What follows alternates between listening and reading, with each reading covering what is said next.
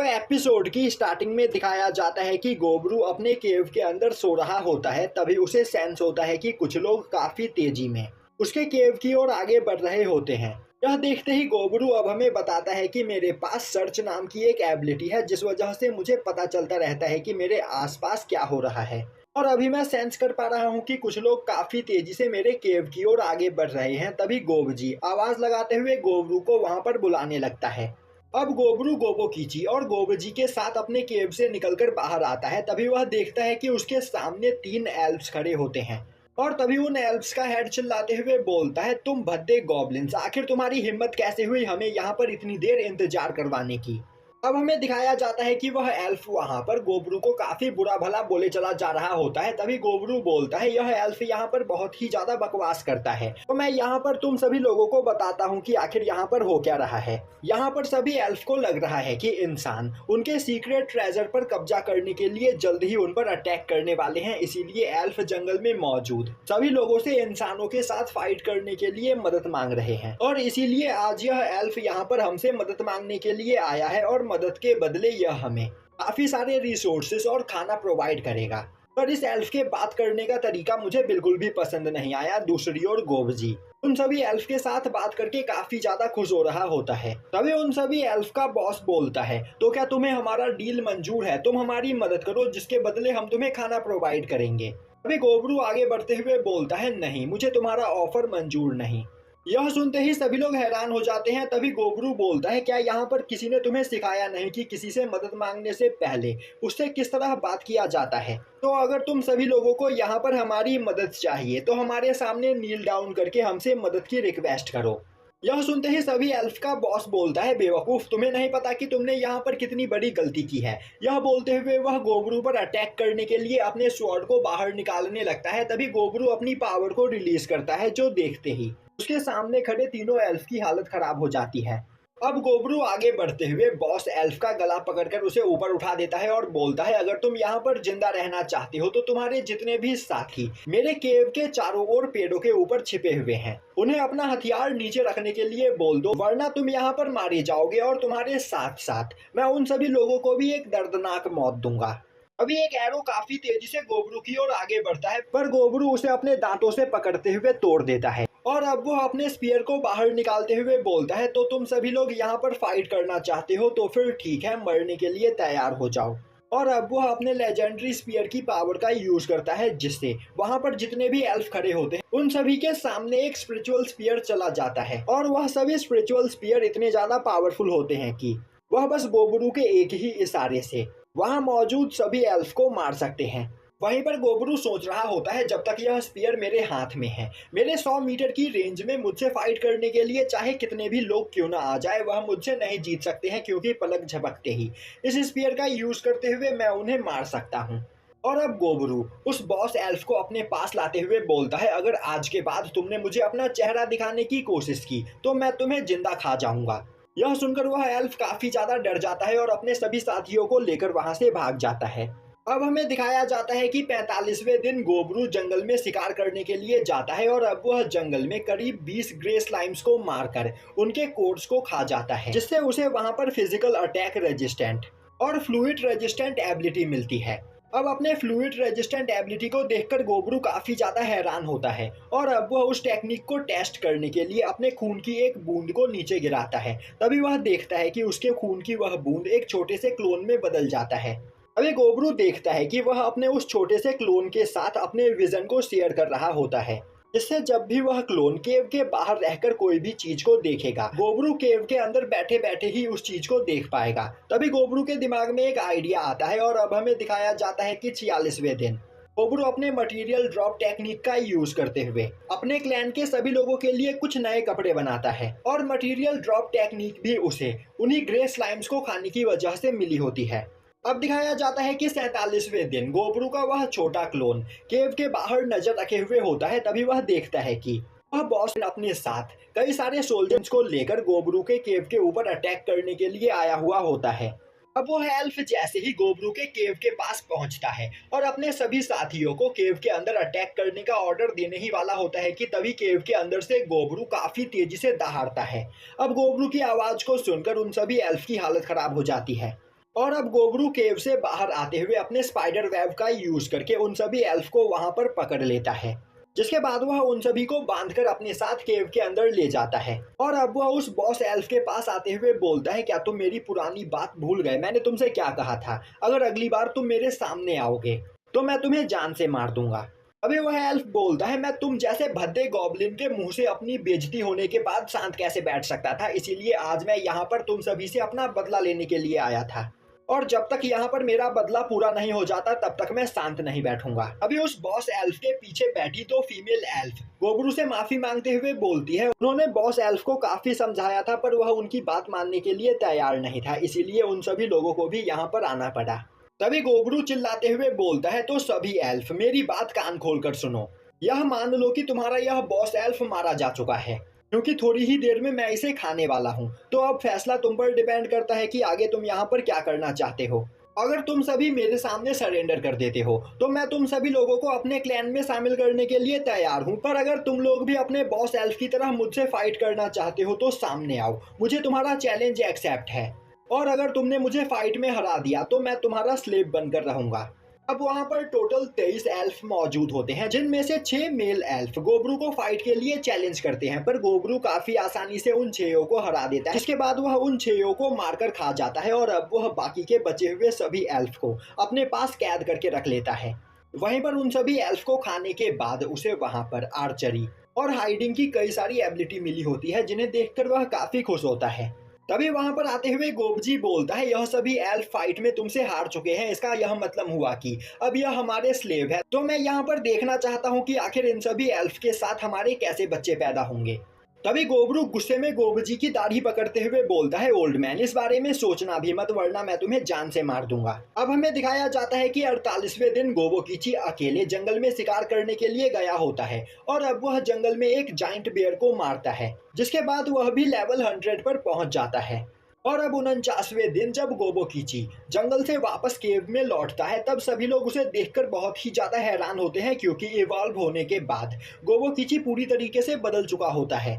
वहीं पर गोबोकीची को देखकर गोबमी और गोबरू दोनों ही काफी ज्यादा खुश होते हैं। वहीं पर गोबरू गोबोकीची की तारीफ कर रहा होता है, और अब हमें बताया जाता है कि गोबोकीची का इवोल्यूशन गोबरू के इवोल्यूशन से भी बहुत ही ज्यादा खतरनाक है।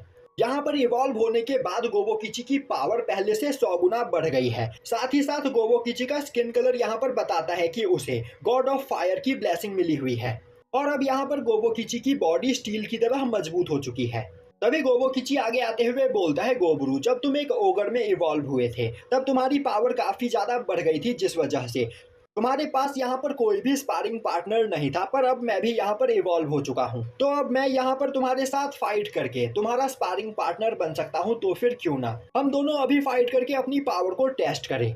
यह सुनते ही गोबरू उससे फाइट करने के लिए तैयार हो जाता है, जिसके बाद केव से बाहर आकर गोबोकीची और गोबरू दोनों ही आपस में फाइट करना स्टार्ट करते हैं। वहीं पर दोनों की ही पावर बराबर होती है, और दोनों ही एक दूसरे पर काफी खतरनाक अटैक करते हुए एक दूसरे को डैमेज किए चले जा रहे होते हैं, पर अंत में गोबरू गोबोकीची को फाइट में हरा देता है। वहीं पर वह सोच रहा होता है कि गोबोकीची यहाँ पर मुझसे भी ज्यादा पावरफुल बन चुका है, पर मेरे पास यहाँ पर गोबोकीची से ज्यादा फाइटिंग की नॉलेज है, जिस वजह से मैं उसे आज फाइट में हरा पाया।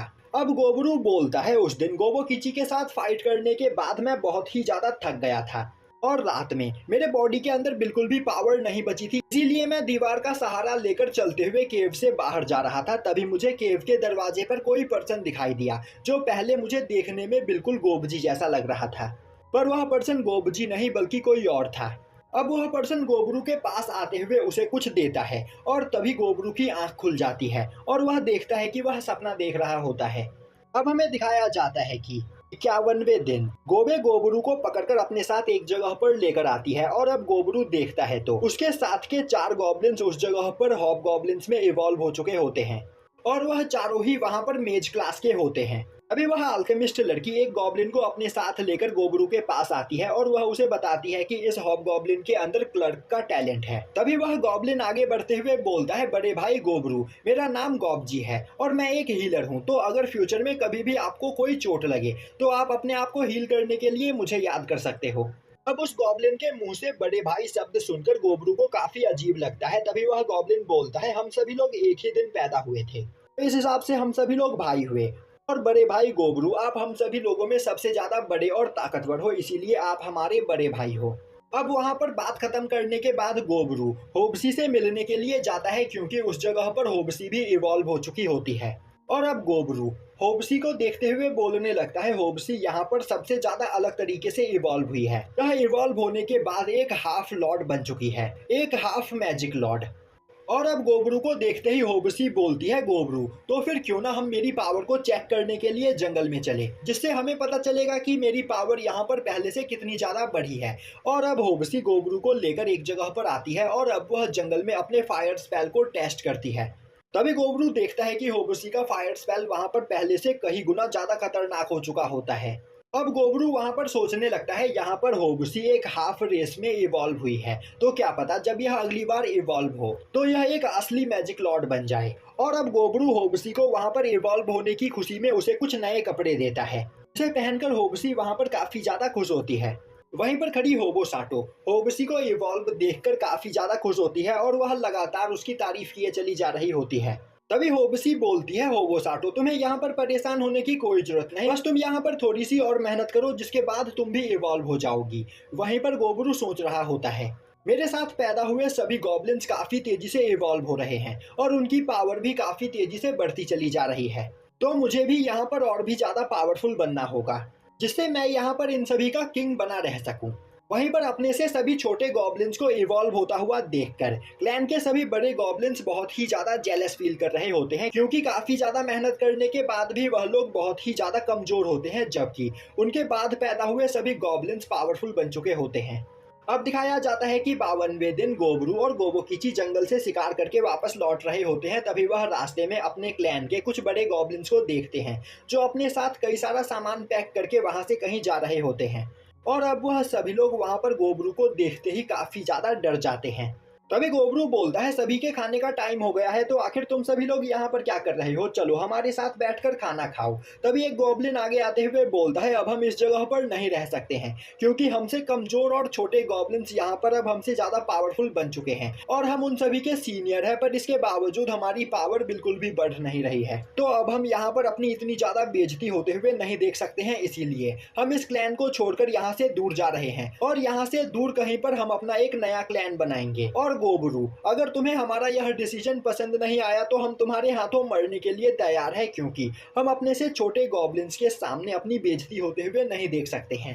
गोबरू बोलता है, तो क्या तुम सभी लोगों ने यहाँ से जाने का फैसला कर लिया है, तो फिर ठीक है, मैं तुम्हें नहीं रोकूंगा, तुम सभी लोग यहाँ से जा सकते हो। यह सुनकर वह सभी गॉब्लिन्स हैरान होते हैं और बोलते हैं, तो क्या तुम हम पर गुस्सा नहीं हो। गोबरू बोलता है, नहीं, तुम्हें अपनी लाइफ जीने का हक है और अगर तुम लोग अपना एक अलग क्लैन बनाना चाहते हो तो मुझे इससे क्या ऐतराज हो सकता है, बस तुम मेरे टेरिटरी से दूर रहना। और अब गोबरू अपने पास से एक नाइफ निकालते हुए बोलता है, यह नाइफ मिथरिल से बना हुआ है, जिस वजह से इस नाइफ के अंदर बहुत ही ज्यादा पावर है और यहाँ से जाने से पहले मैं तुम्हें यह नाइफ देना चाहता हूँ, जिससे आगे आने वाले खतरों का तुम सामना कर पाओगे। अब उस नाइफ को लेकर वह सभी गॉब्लिन्स वहां से चले जाते हैं। अब दिखाया जाता है कि 53वें दिन गोबरू जंगल में ऐसे ही घूम रहा होता है, तभी उसकी नजर एक जगह पर जाती है जहां पर एक ऑर्क एक इंसान को घसीटते हुए अपने साथ लेकर जा रहा होता है। वहीं पर वह इंसान अधमरी हालत में होता है और थोड़ी ही देर में वहां पर मरने वाला होता है, जो देखकर गोबरू उस ऑर्क की ओर आगे बढ़ता है, क्योंकि वह सेंस कर पा रहा होता है कि उस इंसान के पास कुछ स्पेशल एबिलिटी है और अब वह उस ऑर्क पर अटैक करते हुए उसे मार देता है, जिसके बाद वह उस इंसान को भी मारकर उसे खा जाता है। अब उस इंसान को खाने की वजह से गोबरू को वहां पर बीस्ट टेमर की एक एबिलिटी मिलती है, जिससे वह मॉन्स्टर्स को टेम कर सकता है। अब गोबरू अपने केव में पहुंचता है तो वह देखता है कि अल्केमिस्ट ने वहां पर उसके लिए एक सरप्राइज रखा होता है और अब गोबरू नोटिस करता है कि उस अल्केमिस्ट ने वहां पर गोबरू के लिए स्पेशल अल्कोहल बनाया होता है, जिसे देखकर वह बहुत ही ज्यादा खुश होता है।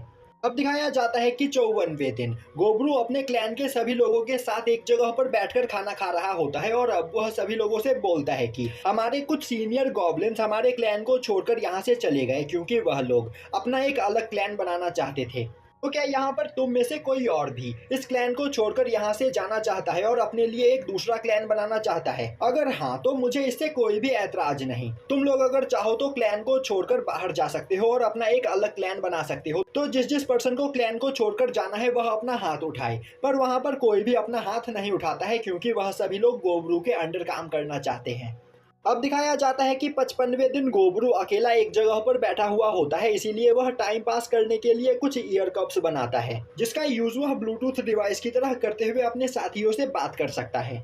और अब 56वें दिन वह उन सभी ईयर कप्स को चेक करता है तो वह बिल्कुल सही से काम कर रहे होते हैं, जो देखते ही गोबरू अपने सभी साथियों से बोलता है कि कभी भी अगर तुम लोग किसी खतरे में फंस जाओ तो तुम इसका यूज करते हुए मुझे कांटेक्ट कर सकते हो, जिससे मैं तुम्हारी मदद करने के लिए तुम्हारे पास पहुंच जाऊंगा। अब दिखाया जाता है कि 57वें दिन गोबे गोबोकिची के साथ जंगल में शिकार करने के लिए गई होती है और अब वह अकेले ही एक ट्राइहॉर्न हॉर्स को मार गिराती है, जो देखकर गोबोकिची काफी ज्यादा खुश होता है। तभी गोबरू उस जगह पर आते हुए अपने नए टेक्निक बीस्ट टेमर को वहां पर चेक करता है और अब वह उस ट्राइहॉर्न हॉर्स को वहां पर टेम कर लेता है, जिससे जिससे अब वह हॉर्स गोबरू का पेट बन जाता है और अब गोबरू वह हॉर्स गिफ्ट के तौर पर गोबे को दे देता है। अब 58वें दिन गोबरू एक ग्रे बेयर को टेम करता है और अब वह उस ग्रे बेयर की मदद से ब्लैक वुल्फ के एक लीडर को टेम कर लेता है, जिससे वह ब्लैक वुल्फ का लीडर भी गोबरू का पेट बन जाता है। जो देखकर अब गोबरू उस ब्लैक वुल्फ के लीडर को ऑर्डर देता है कि वह उसके केव में रह रही सभी इंसानी लड़कियों को प्रोटेक्ट करे। अब 59वें दिन गोबरू कुछ कोबाल्ट्स को पकड़ता है और वह उन्हें पकड़कर एक जगह पर लेकर आता है, जहां पर वह उस लाल बालों वाली लड़की से उन सभी कोबाल्ट की फाइट करवाता है। और अब वह देखता है कि लाल बालों वाली लड़की भी वहां पर पहले से काफी ज्यादा पावरफुल बन चुकी होती है और वह थोड़े ही देर में उस जगह पर 3-3 कोबाल्ट्स को मार देती है। अब गोबरू वहां पर बैठकर उन कोबाल्ट को खाने लगता है। तभी वह लाल बालों वाली लड़की गोबरू के पास आते हुए बोलती है, क्या वह भी इन कोबाल्ट को खा सकती है? गोबरू बोलता है, इनके अंदर पॉइजन नहीं है तो तुम भी इसे खा सकती हो। अब यह सुनते ही वह लड़की भी उन कोबाल्ट को खाती है, पर उन कोबाल्ट को खाते ही उसे वहां पर एक नई एबिलिटी मिल जाती है और अब वह लड़की अपनी उस नई टेक्निक का यूज करते हुए एक रेड डियर को मार गिराती है। अब अपनी नई एबिलिटी को देखकर वह लड़की काफी ज्यादा खुश होती है। वहीं पर खड़ा गोबरू सोच रहा होता है, इस लड़की के पास भी बिल्कुल मेरी ही तरह एबिलिटी है, यह जिन मॉन्स्टर्स को खाएगी यह उनके कुछ एबिलिटीज को सीख सकती है और इस टेक्निक का यूज करते हुए क्या पता यह यहाँ पर काफी ज्यादा पावरफुल बन जाए, क्योंकि इसके अंदर इसके अलावा कोई और टैलेंट नहीं है, तो इसे पावरफुल बनने के लिए यहाँ पर मॉन्स्टर्स को खाना होगा। अब थोड़ी देर के बाद गॉबजी गोबरू के पास आता है और वह उसे बताता है कि पिछले कुछ दिनों से इंसान उनके क्लैन के गॉब्लिन्स के ऊपर अटैक कर रहे हैं, जिस वजह से उनके क्लैन के गॉब्लिन जंगल में शिकार करने के लिए नहीं जा पा रहे हैं। यह सुनते ही गोबरू बोलता है, तो यहाँ पर बैटल की शुरुआत हो चुकी है। गॉबजी बोलता है, आखिर किस तरह का बैटल? गोबरू उसे बताता है कि यहाँ पर इंसानों और एल्फ के बीच एक बैटल चल रहा है। अब दिखाया जाता है कि 60वें दिन गोबरू सो रहा होता है, तभी उसे सेंस होता है कि कई सारे कोबाल्ट काफी तेजी से भागते हुए उसके केव की ओर आ रहे होते हैं। वहीं पर काफी बड़ी मात्रा में कोई चीज उनका पीछा कर रही होती है, जिनसे डरकर वह कोबाल्ट भाग रहे होते हैं। अब गोबरू अपने सभी साथियों को एक साथ लेकर फाइट के लिए केव के गेट पर पहुंचता है और अब वह सभी से बोलता है कि कोबाल्ट्स को इग्नोर करना और उनके पीछे जो चीज मौजूद है उन पर अटैक करके उन्हें मारने की कोशिश करना, क्योंकि कोबाल्ट से हम लोग बाद में भी निपट सकते हैं। अब कोबाल्ट जैसे ही केव के अंदर एंटर करते हैं सभी गॉब्लिन्स उन्हें इग्नोर कर देते हैं और अब वह उनका पीछा कर रही चीजों की ओर आगे बढ़ते हैं और तभी वह लोग देखते हैं कि उन सभी का पीछा वहां पर कई सारे स्केलेटन्स कर रहे होते हैं, जिन्हें देखते ही वह सभी गॉब्लिन्स स्केलेटन्स के ऊपर अटैक करते हैं, पर उनके अटैक का स्केलेटन के ऊपर कोई भी असर नहीं हो रहा होता है, जो देखकर सभी लोग परेशान हो जाते हैं। तभी गोबोकिची बोलता है, गोबरू अब हमें क्या करना चाहिए? तभी गोबरू सेंस करता है कि उन सभी स्केलेटन्स को कोई एक काफी ज्यादा पावरफुल पर्सन कंट्रोल कर रहा होता है और वही लगातार इतने सारे स्केलेटन्स को समन कर रहा होता है, जो देखते ही गोबरू बोलता है, सभी स्केलेटन्स को मारते हुए आगे बढ़ो। अब गोबोकिची और बाकी सभी लोग उन स्केलेटन्स के ऊपर अपने वेपन से अटैक करने लगते हैं, पर उनके अटैक का स्केलेटन्स के ऊपर कोई भी असर नहीं हो रहा होता है। तभी होबो साटो एक स्केलेटन को अपना एल्बो मारती है, जिससे वह स्केलेटन वहीं पर टूटकर गिर जाता है। यह देखते ही गोबरू चिल्लाते हुए बोलता है, इन सभी स्केलेटन के ऊपर एंटी वेपन मैजिक कास्ट किया गया है, जिस वजह से तुम्हारे वेपन द्वारा किए गए अटैक का इन पर कोई भी असर नहीं होगा, तो अपने वेपन्स को दूर फेंक दो और अपने हाथों का यूज करते हुए फाइट करो। अब यह सुनते ही सभी लोग अपने वेपन्स को दूर फेंक देते हैं और अपने हाथों का यूज करते हुए उन सभी स्केलेटन्स को तोड़ने लगते हैं। वहीं पर गोबरू बोल रहा होता है, इन सभी स्केलेटन्स को मारने के बाद तुम्हें काफी ज्यादा एक्सपी मिलेगी, तो बिना रुके फाइट करते रहो जब तक तुम्हारा स्टेमिना खत्म नहीं हो जाता, क्योंकि इस फाइट के बाद तुम सभी की पावर और भी ज्यादा बढ़ चुकी होगी। यह बोलते हुए वह काफी तेजी से सभी स्केलेटन्स पर अटैक करते हुए आगे बढ़ने लगता है। और अब वह सभी स्केलेटन्स को मारते हुए उस मेन स्केलेटन के पास पहुंच जाता है जो उन सभी स्केलेटन्स को वहां पर समन कर रहा होता है। वहीं पर गोबरू ने अंदाजा लगाया होता है कि उसे उस स्केलेटन बॉस तक पहुंचने में कम से कम 10 सेकंड का टाइम लगेगा, पर वह उन सभी स्केलेटन्स को डिस्ट्रॉय करते हुए बस 3 सेकंड के अंदर ही स्केलेटन बॉस के पास पहुंच जाता है और उसे अपने एक ही पंच में डिस्ट्रॉय कर देता है। और अब वह उस स्केलेटन बॉस को वहां पर खा जाता है, जिससे उसे एक नई एबिलिटी मिलती है, समनिंग लोअर अनडेड। अब सभी स्केलेटन्स को मारने के बाद गोबरू कोबाल्ट्स के पास जाता है, तभी सभी कोबाल्ट गोबरू के सामने बो डाउन कर लेते हैं और बोलते हैं कि आज से गोबरू उनका लॉर्ड है और वह गोबरू को हमेशा फॉलो करेंगे। गोबरू बोलता है, तो तुमने मुझे यहाँ पर अपना किंग मान लिया है, पर आखिर ऐसा क्यों? मैंने तुम्हारे आंखों के सामने तुम्हारे कई सारे साथियों को मारा है, तो क्या तुम यहाँ पर मुझसे बदला लेना नहीं चाहते हो? अब कोबाल्ट गोबरू को बताते हैं कि वह लोग एक माइन की खुदाई कर रहे थे और उस माइन को खोदते खोदते वह लोग वेलवेट के केव तक पहुंच गए, जहां पर वह बॉस स्केलेटन बैठा हुआ था। और वह बॉस स्केलेटन इतना ज्यादा पावरफुल था कि उसने उन कोबाल्ट्स की आधी फैमिली को डिस्ट्रॉय कर दिया। उन सभी स्केलेटन से अपनी जान बचाने के लिए सभी कोबाल्ट एक केव की ओर भागे, जिस केव के अंदर एक ब्लैक ओगर रहता था, पर उन स्केलेटन्स ने उस ओगर को भी जान से मार दिया। इसके साथ ही साथ फाइट के बीच में उस ओगर ने भी उन कोबाल्ट्स के कई सारे साथियों को मार दिया, पर जब वह लोग यहाँ पर आए तब गोबरू ने उन सभी की जान बचाई और उन्हें यह बात अच्छे से पता है कि इस दुनिया में बस पावरफुल लोग ही सरवाइव कर सकते हैं और गोबरू सबसे ज्यादा पावरफुल है और वही उन सभी लोगों को प्रोटेक्ट कर सकता है। इसीलिए वह लोग आज से गोबरू के अंडर काम करना चाहते हैं।